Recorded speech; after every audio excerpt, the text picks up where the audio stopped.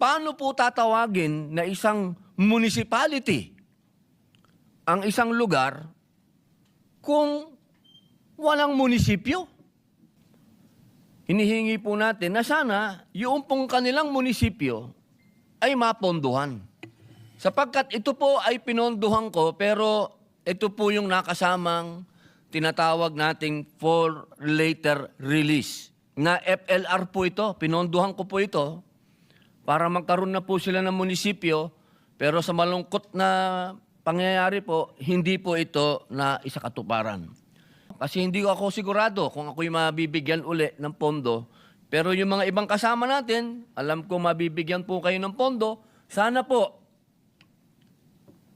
bigyan niyo po sila ng munisipyo. Dahil isa pong katawa-tawa na nag-aaway-away tayo minsan dito, nagpapalitan tayo ng mga salita.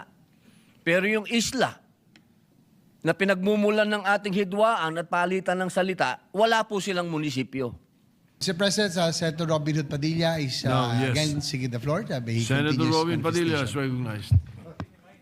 Maraming salamat po, Ginoong Pangulo. Katulad po ng sinasabi ko po kanina, meron po tayong mga bisita na galing po sa Kalayaan Municipality.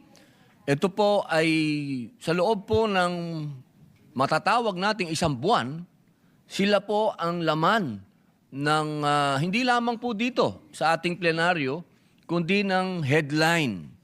Lagi pong pinag-uusapan ang patungkol sa mga isla po natin na kasalukuyang pa rin po na pinagtatalunan at nagkaroon na po ng mga palitan ng patutsada. Pero meron pong isang katotohanan, Ginoong Pangulo.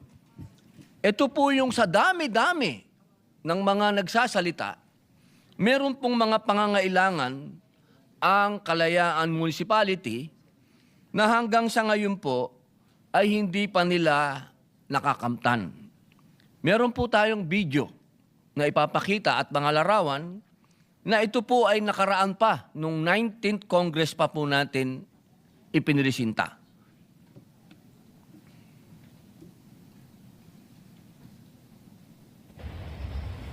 Yan po yung epekto ng napakalakas na bagyo sa kanila. Ito po yung nagkagutay-gutay ang kanilang paaralan. At nagkagutay-gutay na munisipyo. Yan po, makikita po natin, halos wala na pong natira. Diyan po yan sa Pag-asa Islands, ang Kalayaan Municipality. Humingi po sila ng tulong sa atin nung panahon na yan.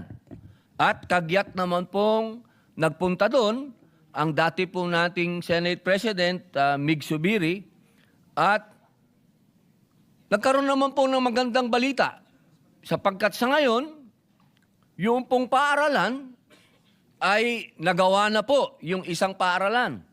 At yung isa naman pong paaralan din ay ginagawa na. Pero, Ginoong Pangulo, ayan po yung larawan ng mga paaralan na tumayo. Pero, Ginoong Pangulo, meron pong isang bagay na hindi katanggap-tanggap. Paano po tatawagin na isang municipality ang isang lugar kung walang munisipyo? Yan po ang ating inilalapit sa ating mga kasama dito ngayon. 24 po tayo, 23. Hinihingi po natin na sana yung pong kanilang munisipyo ay mapondohan. Sapagkat ito po ay pinondohan ko, pero ito po yung nakasamang tinatawag nating for later release. Na FLR po ito, pinondohan ko po ito para magkaroon na po sila ng munisipyo, pero sa malungkot na pangyayari po, hindi po ito na isakatuparan. Kaya hinihingi ko po sa aking mga kasama na sana po ay makita nyo po ito at mabackupan nyo po ako kasi hindi ako sigurado kung ako'y mabibigyan uli ng pondo. Pero yung mga ibang kasama natin, alam ko mabibigyan po kayo ng pondo, sana po bigyan niyo po sila ng munisipyo. Dahil isa pong katawa-tawa na nag-aaway-away tayo minsan dito, nagpapalitan tayo ng mga salita. Pero yung isla na pinagmumulan ng ating hidwaan at palitan ng salita, wala po silang munisipyo.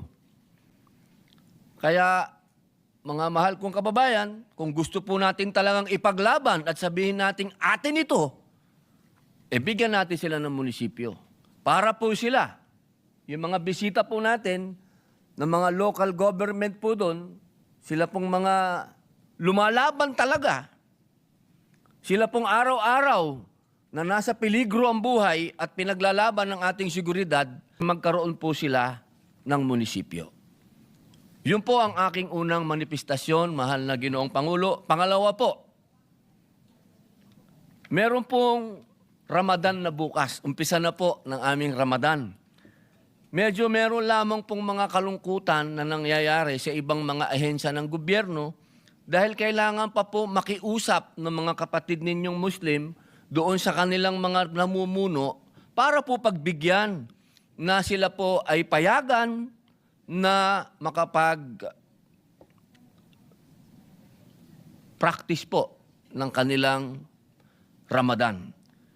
Kasi po, meron naman po tayong Presidential Decree number 291 na inamendihan po ng Presidential Decree number 322 na idinatalye po ng Civil Service Resolution number 81-1277. Malinaw po na sa panahon ng Ramadan, ang oras ng trabaho po ng mga Muslim employees ay mula 7:30 ng umaga hanggang alas 3:30 ng hapon, wala pong noon break. At ang 2 oras na diferensya ay hindi itinuturing na undertime. Ito po ay umiiral na pong batas. Mahirap pong sabihin na pakiusap ito dahil batas na ito, pero nakikiusap na po ako. Na sana po yung mga ibang ahensya ng gobyerno, huwag nyo na pong antayin na makiusap pa sa inyo yung mga kapatid ninyong Muslim. Dahil meron naman pong batas. Sana po, implement na lang po natin. Huwag nyo naman pong magmukha pa kaming kawawa doon na magpapapirma pa doon. Yun lamang po, mahal na Ginoong Pangulo, maraming salamat po. Majority Leader. Yes, Mr. President, as our Deputy Majority Leader, Senator Risa Ontiveros, is seeking the floor. I move that she be Senator recognized. Risa Ontiveros, recognized. Salamat po, Mr. President. Mari po bang makapagtanong sa Ginoo mula sa Nueva Ecija? Opo, mahal na kasama. Opo. Mr. President, meron po bang ma-identify ang mabuting Ginoo ng mga ahensya na nire-require pa na maghain ng written request, yung mga kawani na Muslim? Actually, tungkol marami po paggunita sa bukas? local government. Opo, marami po talaga na sana. Kasi ma'am, ang hirap na nung nakikiusap ka pa, may batas naman. Oo, sana po sila na po yung magbigay ng order. Huwag na nilang antayin na may request pa. Sana po sila na po yung magbigay kagad ng memo doon sa kanilang mga opisina na may Ramadan ngayon at kinikilala naman po ng ating Pangulo na kahit po tayo, kinilala kanina ng ating majority floor leader na meron pong Ramadan, na sana po may memo na po kaagad na hindi na po kailangan pang sasabihin po ng iba, kailangan gumawa kayo ng sulat. Yun naman po, parang nag-aksaya pa tayo ng papel.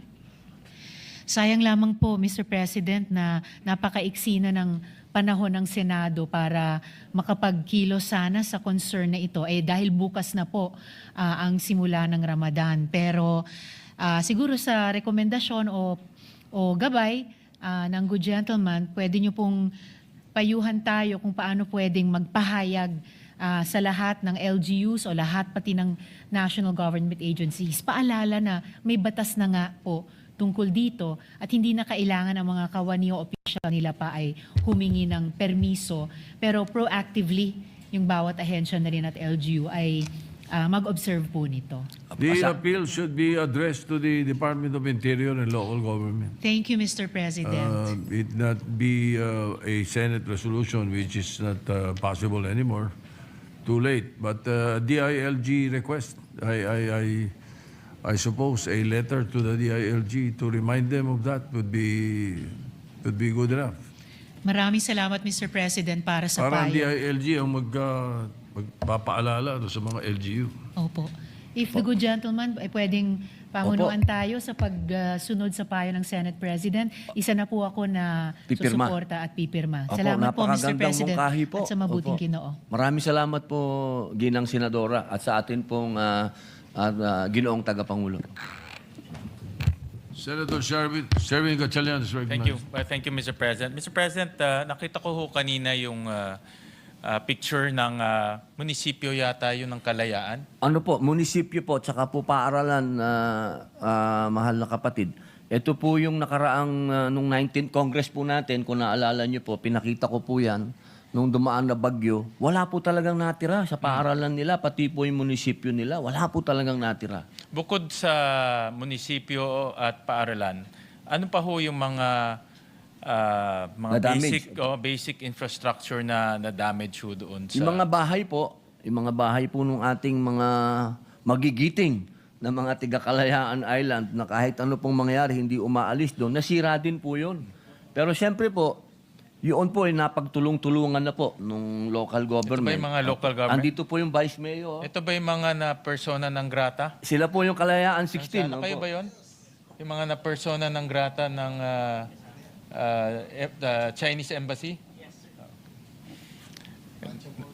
Kaya po nakikiusap po sana ako na matulungan po natin sila dahil talagang nagkakaroon po tayo ng pagtatalo dito pero wala po silang munisipyo. Actually, papasalamat po ako kay Senator Robin dahil alam ko ho, binuksan nyo ito hindi lang isang beses, maraming beses. Opo. Para po mapaalala po sa ating mga senador kung yung mga basic facilities, no? Eskwelahan, Opo. basic ho yan.